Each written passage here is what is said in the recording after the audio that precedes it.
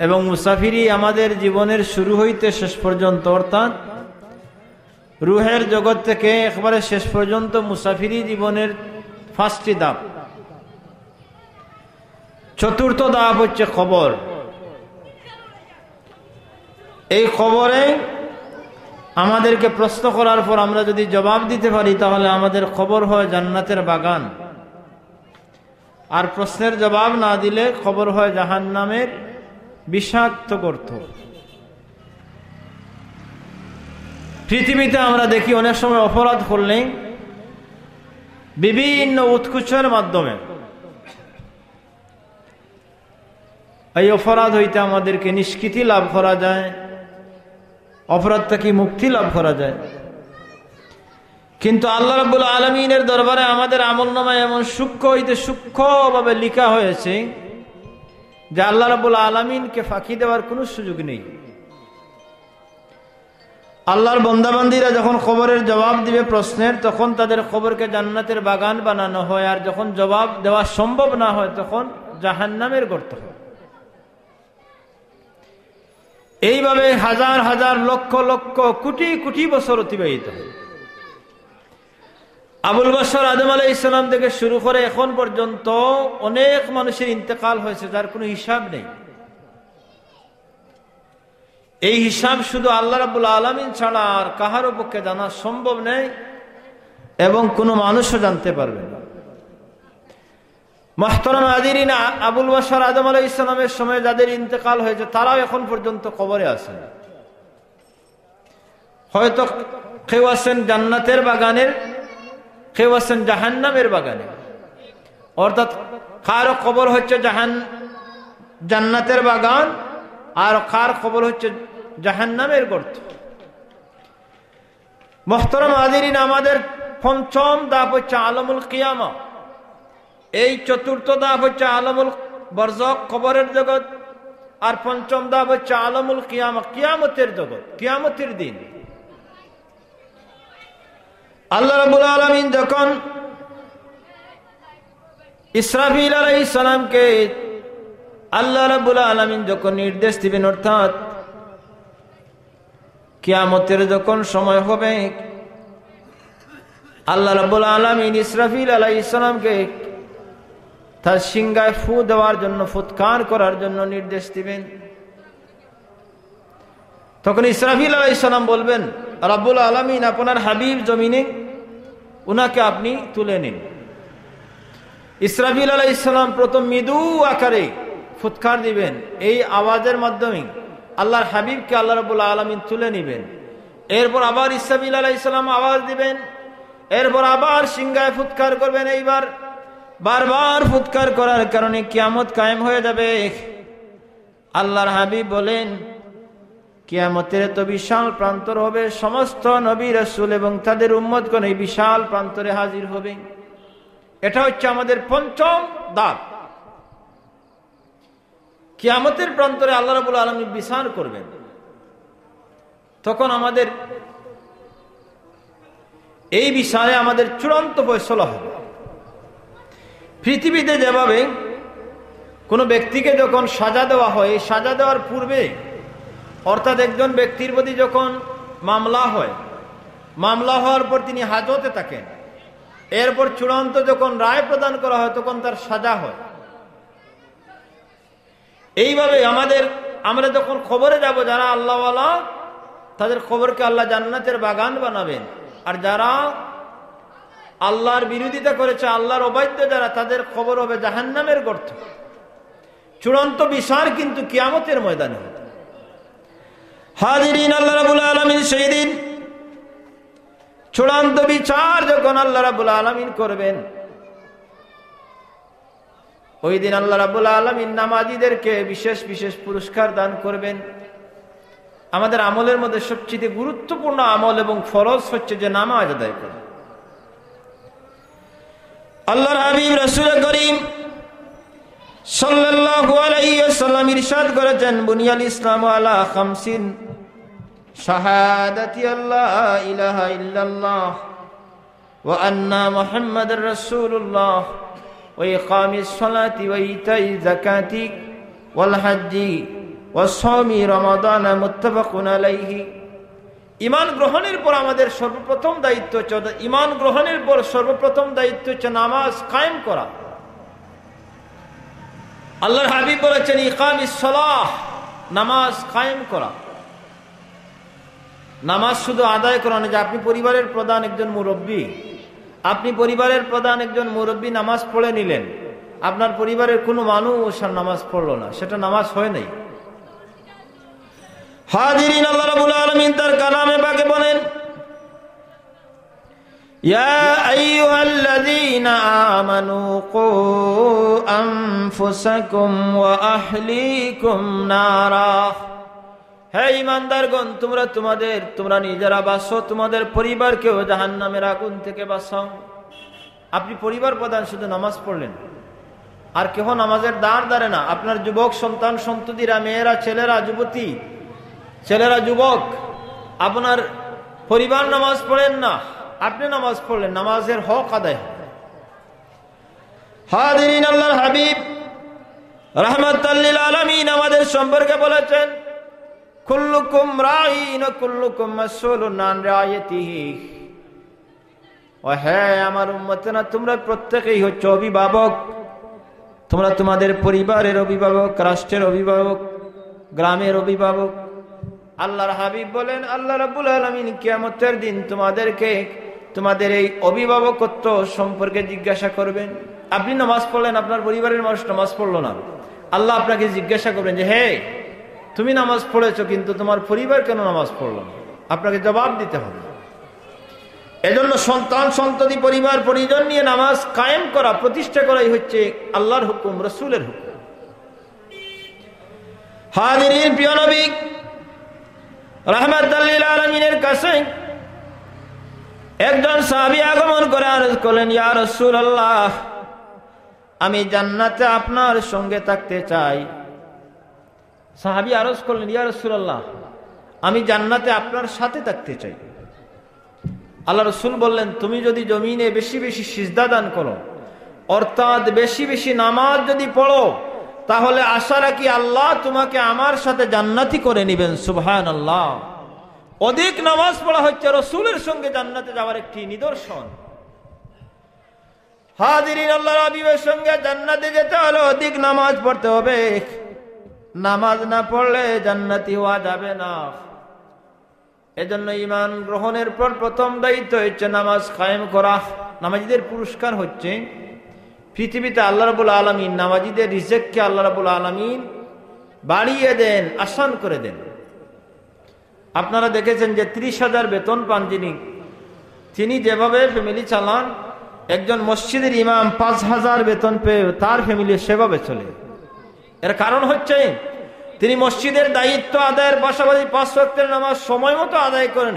এজন্য আল্লাহ তার এই 5,000-এর মধ্যে বরকত দিয়ে দেন। 30,000 পেয়ে উনার অভাব যায় না, কিন্তু 5,000-এর একজন ইমাম সাহেব, উনি উনার পরিবার পরিজন মা বাবা নিয়ে কি করেন, একসাথে থাকেন। আর 30,000-এর যিনি, উনার মা দেখা যায় বৃদ্ধাশ্রমে, উনার বাবা দেখা যায় বৃদ্ধাশ্রমে। হাজিরিন, আল্লাহ রাব্বুল আলামিন নামাজীদের রিজিকের মধ্যে, নামাজি ব্যক্তিদের রিজিকের মধ্যে আল্লাহ রাব্বুল আলামিন আলাদা বরকত দিয়ে থাকেন। এজন্য যারা নামাজ পড়েন তাদের জীবন সৌন্দর্য মণ্ডিত হয়। নামাজীদের জীবন একটি পরিপাটি জীবন হয়। 5 ওয়াক্তের নামাজে যে সময় ওযু করেন, আমাদের উম্মতে মুহাম্মদীর জন্য আল্লাহর প্রদত্ত ওযু হচ্ছে সবচেয়ে বড় একটি নিয়ামত। জোরে বলুন সুবহানাল্লাহ। আপনি 5 বার ওযু করবেন, তার মানে হচ্ছে ওযুর মাধ্যমে আপনার জিসিমের যত সগীরা গুনাহ আছে, সব সগীরা গুনাহকে আল্লাহ মার্জনা করে দিবেন, মুছে দিবেন। হাজিরিন, আল্লাহর বান্দারা যখন ওযু করে, হাত যখন ধৌত করে, হাত ধৌত করার সঙ্গে সঙ্গে আল্লাহরই বান্দা আর আল্লাহরই বান্দির সগীরা গুনাহ, হাতের গুনাহ ঝরে যায়। মুখমণ্ডল যখন ধৌত করেন, ধৌত করার সঙ্গে সঙ্গে এই ব্যক্তির মুখমণ্ডলের সগীরা যত গুনাহ ঝরে যায়। কদম যখন ধৌত করেন, কদম দ্বারা যত সগীরা গুনাহ হয়, ওযুর পানি প্রবাহিত হওয়ার সঙ্গে সঙ্গে সগীরা গুনাহ ঝরে যায়। আল্লাহর বান্দা যখন মাথা মাসে করেন, গাল মাসে করেন, গাল মাসে মাথা মাসে সঙ্গে সঙ্গে আল্লাহর বান্দার সগীরা গুনাহ ঝরে যায়। এরপর রাসূল বলেছেন যে আমার যে উম্মত ওযুর পর বলবে যে আল্লাহুম্মা জাআলনি মিনাত তাওয়াবিনা ওয়া জাআলনি মিনাল মুতাতাহহিরিন। আল্লাহর হাবিব বলেছেন যে আমার যে উম্মত ওযুর পরে বলবে যে আল্লাহ আমাকে পবিত্র এবং তওবাকারী হিসেবে মঞ্জুর করে নাও। আল্লাহর হাবিব বলেন তাদের তওবা কবুল করে আল্লাহ তাদের কবিরা গুনাহকেও মাফ করে দেন। সুবহানাল্লাহ। হাজিরিন, আল্লাহর হাবিব বলেছেন আমার যে উম্মত ওযু করার পর আকাশের দিকে তাকিয়ে শাহাদাত আঙ্গুলি তুলে আশহাদু আল্লা ইলাহা ইল্লাল্লাহু ওয়া আশহাদু আন্না মুহাম্মাদার রাসূলুল্লাহ পাঠ করবে, এই কলিমা আমার যে উম্মত ওযুর পরে আকাশের দিকে তাকিয়ে পাঠ করবে, আমার ওই উম্মতকে আল্লাহ রাব্বুল আলামিন 8টি জান্নাতের যে কোনো জান্নাতে প্রবেশের সুযোগ দিবে। আল্লাহর 8টি জান্নাতের এই শাহাদাতের বাণী যারা পাঠ করবেন আল্লাহর 8টি জান্নাতের যে কোনো জান্নাত দিয়ে যে কোনো জান্নাতে ওই ব্যক্তি প্রবেশ করতে পারবে। ওযু এত বড় নিয়ামত। আসলে আলোচনা অনেক লম্বা হয়ে যাবে। বিলাল রাদিয়াল্লাহু তাআলা আনহু, আল্লাহ রাসূল যখন মেরাজে গেলেন তখন বিলাল রাদিয়াল্লাহু তাআলা আনহুর আওয়াজ শুনতে পেলেন আকাশে। মেরাজ হতে আগমন করে আল্লাহ রাসূল বললেন, বিলাল তুমি এমন কোন কাজ করো যে তোমার কাজের বিনিময়ে আমি তোমাকে আকাশে তোমার আওয়াজ শুনতে পেলাম, চতুর্থ আকাশে। হাজিরিন, হযরত বিলাল রাদিয়াল্লাহু তাআলা জবাব দিলেন, ইয়া রাসূলুল্লাহ আমার আমল হলো আমার যখন ওযু ছুটে যায় সঙ্গে সঙ্গে আবার ওযু করে নেই, আর যখন ওযু করে মসজিদে প্রবেশ করি, মসজিদে প্রবেশ করে সর্বপ্রথম তাহিয়াতুল মসজিদ 2 রাকাত নামাজ আদায় করি। আল্লাহর হাবিব বললেন এই আমলের কারণে আল্লাহ তোমাকে এই মর্যাদা দিয়েছে। এজন্য মসজিদে প্রবেশ করার পর কারোর সাথে কোনো কথা না বলে প্রথমে তাহিয়াতুল মসজিদ 2 রাকাত নামাজ, তাহিয়াতুল ওযু 2 রাকাত নামাজ যদি পড়েন তাহলে সুন্নত নামাজ আলাদা মর্যাদা আপনি লাভ করেন। আমরা মসজিদে প্রবেশ করেই কথা বলা শুরু করে দিই, মসজিদে প্রবেশ করেই কথা বলা শুরু করে দেই। মসজিদে প্রবেশ করে কথা বলা নিষেধ। আপনি সেখানে গেলেন আল্লাহকে খুশি করার জন্য, আল্লাহর বন্ধু হওয়ার জন্য। মসজিদে আপনি গেলেন আল্লাহকে খুশি করার জন্য, আল্লাহর বন্ধু হওয়ার জন্য। যদি সেখানে আপনি কথা বলেন তাহলে ফেরেশতারা আপনাকে বলবে হে আল্লাহর দুশমন, এইভাবে সম্বোধন করে থাকে। আমরা যখন মসজিদে প্রবেশ করে কথা শুরু করে দেই, গল্প শুরু করে দেই, তখন ফেরেশতারা আমাদেরকে বলেন উসকুতিয়া ওলি আল্লাহ, ওহে আল্লাহর বন্ধুরা। ফেরেশতারা বলেন ওহে আল্লাহর বন্ধুরা, ওহে আল্লাহর আস্থাভাজন প্রিয় ব্যক্তিরা, তোমরা তোমাদের কথাকে বন্ধ করো। এরপরও যখন আমাদের কথা বন্ধ হয় না, ফেরেশতারা আবার সম্বোধন করেন ইয়া আব্দাল্লাহ উসকুতি আব্দাল্লাহ, ওহে আল্লাহর বান্দারা তোমরা তোমাদের কথা বন্ধ করো। এই 2 বার সম্বোধন করেন। তৃতীয়বার যখন আমাদের কথা বন্ধ হয় না তখন ফেরেশতারা বলেন উসকুতি ইয়া আদু আল্লাহ, ওহে আল্লাহর শত্রুরা তোমরা তোমাদের কথা বন্ধ করো। আল্লাহর শত্রু বলে আমাদেরকে আখ্যায়িত করা। মুহতারাম হাজিরিন, আমাদের মজলিসের প্রধান বক্তা হয়তো এসেছেন। আমার গুজারিশ তাকে বাইরে যারা আসছেন আপনারা চলে আসুন, আমি আমার আলোচনাকে দীর্ঘায়িত করব না। আমি এই শেষ কথা বলে যাচ্ছি, নামাজীদের পুরস্কার হচ্ছে পৃথিবীতে ওনার রিজেকে আল্লাহ বরকত দিয়ে থাকেন, ওনাকে পৃথিবীর মানুষেরা ভালো জানে, পৃথিবীর মানুষেরা ওনাকে শ্রদ্ধা করে। ইন্তেকালের সময় নামাজীদের পুরস্কার হচ্ছে আল্লাহ রাব্বুল আলামিন ইমানদারের সেই ইমানের সাথে ওই ব্যক্তির মৃত্যু দিয়ে থাকেন। সকরাতের মুসিবতকে আল্লাহ আসান করে দেন। কবরে নামাজি ব্যক্তির পুরস্কার হচ্ছে আল্লাহ রাব্বুল আলামিন সওয়াল জবাবকে সহজ করে দেন, কবরকে জান্নাতের বাগান বানিয়ে দেন।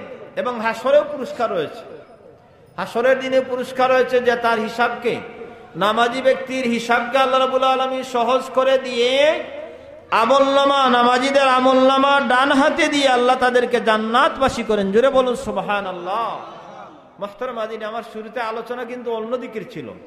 আমার মনে হয়েছিল হয়তো এখানে মিলাদুন নবীর মাহফিল, কিন্তু পরে মনে হলো যে একটু আমলের কথা বলি, যে আমার ঘাটতি রয়েছে যেগুলা, এই আলোচনার মাধ্যমে আমার স্মরণ হবে। আমি যদি সতর্ক হয়ে যাই, এই আলোচনার মাধ্যমে আমি যদি সতর্ক হয়ে যাই, আর আমার এই আলোচনার মাধ্যমে আপনারা যদি কিছু আমল করেন, তাহলে আল্লাহ হয়তো আমাদের এই আলোচনার প্রত্যেকের জন্য, আল্লাহ আমাদের জন্য নাজাতের উসিলা হিসাবে কবুল করবেন। জুড়ে বলুন আমিন। মুহতারাম হাজিরিন, আমি আলোচনাকে দীর্ঘায়িত করব না।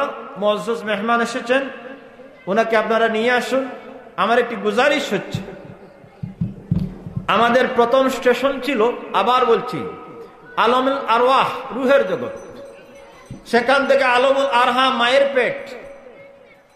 সেখান থেকে আলমুল আর, পৃথিবীর জগৎ। সেখান থেকে আবার ইন্তেকালের মধ্যে আলমে বরজখ, কবরের জগৎ। আবার সেখান থেকে যখন সিংহায় ফু দেওয়া হবে, তখন কিয়ামতের জগৎ। আর কিয়ামতের বিচারের মাধ্যমে আমাদের চূড়ান্ত আশার স্থান হচ্ছে, আমরা রাব্বুল আলামিনের দরবারে আশা করি আমাদের চূড়ান্ত গন্তব্যস্থল হচ্ছে, আমাদের প্রাপ্তি স্থান হচ্ছে আল্লাহর জান্নাত। জুড়ে বলুন আল্লাহুম্মা আমিন। আল্লাহ, আল্লাহ তুমি আমাদেরকে জান্নাতি হিসাবে, আল্লাহ তুমি আমাদেরকে জান্নাতি হিসাবে কবুল ও মঞ্জুর করে নাও। জুড়ে বলুন আমিন। আল্লাহর কাছে ফরিয়াদ করি, আমি যে আলোচনা করলাম, আল্লাহ যেন আমাদের প্রত্যেককে যেন আমল করার তৌফিক দান করেন। হাজিরিন, কবর জগৎ এমন নিঃসঙ্গ, সেখানে কোনো আলো নেই, কোনো বাতি নেই, কোনো বিছানা নেই, কিছুই নেই, একাকী একটি নির্জন একটি অবস্থান। কিন্তু আপনি যদি আমল নিয়ে যেতে পারেন, নির্জন একটি অবস্থান, অন্ধকার, আপনি যদি আমল নিয়ে যেতে পারেন, তাহলে আপনার কবর এইভাবে থাকবে না। আমল নিয়ে যেতে পারলে আপনার কবর 70 গজ পর্যন্ত আল্লাহ বাড়িয়ে দিবেন, প্রশস্ত করে দিবেন। আপনার কবর হবে আলোকিত। আপনার কবরে বিছানা থাকবে জান্নাতি বিছানা, আপনার কবরে বালিশ থাকবে জান্নাতি বালিশ, আপনার কবরে এবং জান্নাতের মধ্যে সংযোগ থাকবে জান্নাতি সব পুরস্কার আল্লাহ আপনাকে দিয়ে দিবেন। জোরে বলুন সুবহানাল্লাহ। আল্লাহ আমাদেরকে আমল করার তৌফিক দান করুন। বিশেষ করে আমি আমার কথাই বলি, আমাকে যেন আমল করার তৌফিক দান করুন, মানে প্রত্যেককে যেন জান্নাতি হিসেবে কবুল ও মঞ্জুর করুন। জোরে বলুন আমিন। ওয়া আখিরু দাওয়ানা আনিল হামদুলিল্লাহি রাব্বিল আলামিন। সাল্লাল্লাহু আলা সাইয়্যিদিনা ওয়া মাওলানা মুহাম্মদ ওয়া আলা আলিহি ওয়া আসহাবিহি ওয়া সাল্লাম। সাল্লাল্লাহু আলা সাইয়্যিদিনা ওয়া মাওলানা মুহাম্মদ ওয়া আলা আলিহি ওয়া আসহাবিহি ওয়া সাল্লাম। আস্তাগফিরুল্লাহ ইন্নাল্লাহা গফুরুর রহিম। আস্তাগফিরুল্লাহ ইন্নাল্লাহা গফুরুর রহিম। আস্তাগফিরুল্লাহ রাব্বি মিন কুল্লি যামবিন ওয়া আতুবু ইলাইহি ওয়ালা হাওলা ওয়ালা কুওয়াতা ইল্লা বিল্লাহিল আলিয়্যিল আযীম। আল্লাহুম্মা আমিন। আল্লাহুম্মা সাল্লি আলা সাইয়্যিদিনা মুহাম্মাদিন সালাতান দাইমাতান মাকবুলাতান তুআদ্দি বিহা আন্না হাক্কাহুল আযীম। اللهم ربنا تقبل منا إنك أنت السميع العليم وتب علينا إنك أنت التواب الرحيم. ربنا ظلمنا أنفسنا وإن لم تغفر لنا وترحمنا لنكونن من الخاسرين. رب العالمين يا الله, আমরা তোমার গোলামগণ ওয়াজের মজলিসে অবস্থান করে তোমার দরবারে হাত উঠাইছি। আল্লাহ, আয় আল্লাহ, এই মজলিসে শুরু হইতে এখন পর্যন্ত যত আমল, যত তিলাওয়াত, যত আলোচনা, আয় আল্লাহ, সবকিছু তোমার ওয়াস্তে তুমি কবুল ও মঞ্জুর করে নাও। আল্লাহ, আল্লাহ আমাদের পক্ষ হতে লক্ষ কোটি সালাত ও সালামের হাদিয়া সোনার মদিনায় পৌঁছাইয়া দাও। আল্লাহ, আমাদের জীবনের সব গুনাহকে মাফ করে দাও। আল্লাহ, আল্লাহ, আমরা যারা হাত উঠাইলাম, আমাদের জীবনের সগীরা কবিরা যত ধরনের যত অপরাধ আছে সব অপরাধকে তুমি মাফ করে দাও। আল্লাহ, খাসসাতান আমাদের মুর্দেগানদেরকে মাফ করে দাও।